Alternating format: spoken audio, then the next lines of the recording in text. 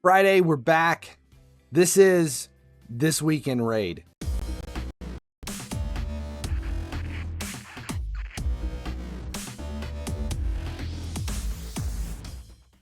Hey guys, finally he sleeps here, back again with another Raid Shadow Legends video. Every Friday we put out like a recap of the week and what we've got moving forward. It's called This Week in Raid.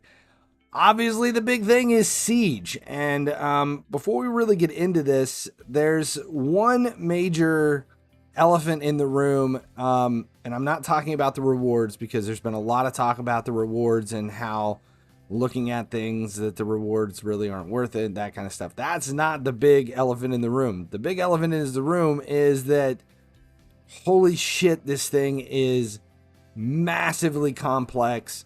And there is a lot of players out there that have opened this up and been like, yeah, that's I'll look at it later. I'm getting a lot of messages from people like, oh, how are you guys handling Siege? What are you guys doing? I don't know. Kind of overwhelming. And they're like, yeah, because it's like, wow, holy shit, this thing is huge. Normally they slow roll and like walk you into stuff like, okay, you're going to start out, once you get to this level, then you unlock more, blah, blah, blah. No, they're just like, here it is. It's all open. Everything's good to go.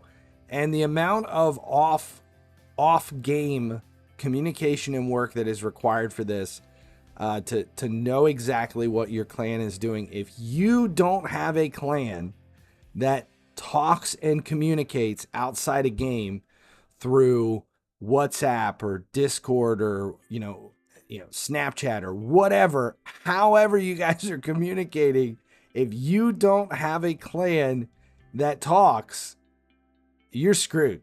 There is no point to this. It is you're just gonna throw your shit in each week and kind of handle it.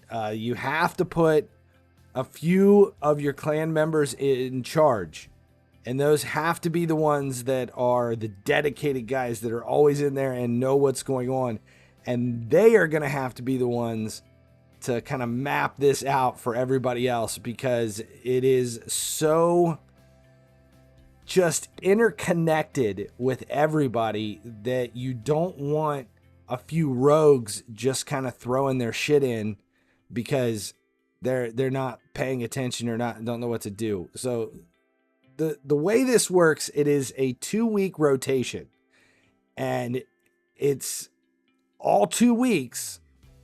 12 of those 14 days are the prep phase, and the prep phase is kind of a 3-part process. You need to repair all of the damage from the last siege. You need to set up all of your teams and defenses, and you need to manage all of your bonuses, defense, determine who's going where, what currency is being spent, what buildings you're upgrading and leveling, and how you're going to tackle it. It boils down to 2 weeks of setting up your defenses and determining who is going to defend what.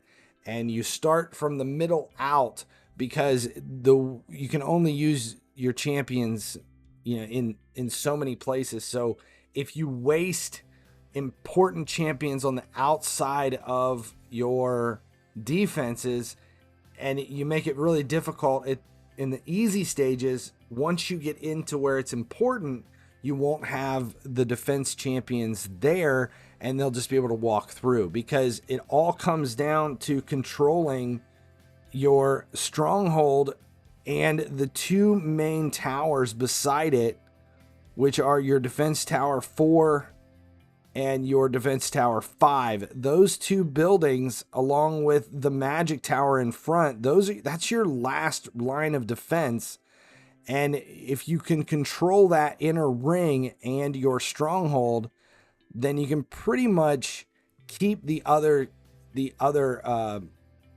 clan at bay. And all the rest of this is just using up their champions, because when you go into the attack mode, each of your champions can only be used twice. You can't build an attack team and use it throughout. Once you use somebody a couple of times, they're done. They can no longer be used in within your attack. And you need to coordinate with your clan so that your most powerful members take their most powerful teams and wait to use them in the middle closest to the stronghold or at the stronghold. So if you have decent champions that you're wasting here on the outer area, moving your way in towards the middle, it's not gonna work as far as how this goes. Plus, you need active members to get them in with their defenses. This is just a massive component to the game. The other big problem is there's so much talk right now about how bad the rewards are, which they are. The rewards are really bad, especially when you look at how complicated this is and think, is it worth all of that effort for the minimal awards that we're earning through this? We are still in the middle of the fusion for the Packmaster. We have the Champion Chases out right now, but there are a couple of events that are running. We have targeted champion boosts and a 2x legendary champion. And right now we have a 10-time chance of pulling one of the new 3 champions that were released this week, Teox, who is an attack lizard that has, he brings in the ally attack and he has the unity, the faction unity, but his A1, allies with the highest crit damage will team up and join the attack. The ally joining the attack will use their default skill. Damage dealt by this champion and the ally joining the attack will be increased by 10% for each debuff on the target, which stacks up to 100%. This guy is an attack monster. He is going to be a massive hitter in multiple components of the game. And with this new siege mode, if you can set up defensive teams that have this unity function, if you have a strong lizard team per se, and you can set up requirements to have the only people that can come in, matching to, he could be huge for Siege as far as your attack and defense goes. And he's just a massive, so he's definitely worth going into for Champion Chase. There are 2 other new champions that were talked about this week that are part of the new update. We have Diamant Coppercoin. He looks, wow. There's a lot going on there. He is blinging it up. Support champion brings a couple of components that we've seen here recently. Intercept, but his passive is nuts.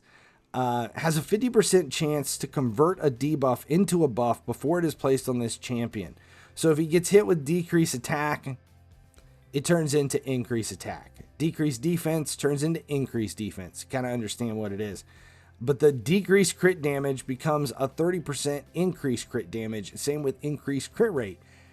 Just because it's different, that's why I'm loving this passive that we have here. And the last new champion is the 2nd Demon Spawn Mythical, Commodus Dark Smile, as a mythical.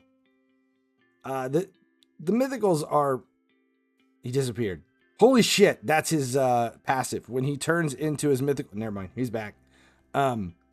He just looks fantastic. This may be one of my favorite developed champions. Not as much with the skills, but look at that face. I just love his whole look in both forms. He is cool as shit. As a new mythical, and it's the 2nd mythical for Demon Spawn. Carnage, which is the one that is going to be really difficult to get. It's you're farming him through Cursed City, so this is the first mythical that you're going to have an opportunity to pull through shards for Demon Spawn. Pretty cool update. Let's see if he moves quicker. Yes. Love that. The fire wings, everything. Even the man boobs are working for him. No problem with the man boobs. belly tattoo. Ah, he's just cool as shit. That's my favorite of all the mythicals. All right, that's it. That's all we have for this week. You know, nothing, no big deal. Just a massive game component added that's literally the size of the rest of the game. Still can't get over that they didn't slow roll us into this. I'm Finally He Sleeps. Appreciate you guys hanging out for this weekend raid. Check out my other channels over there as well. And as long as you guys keep showing up, I'll keep making videos.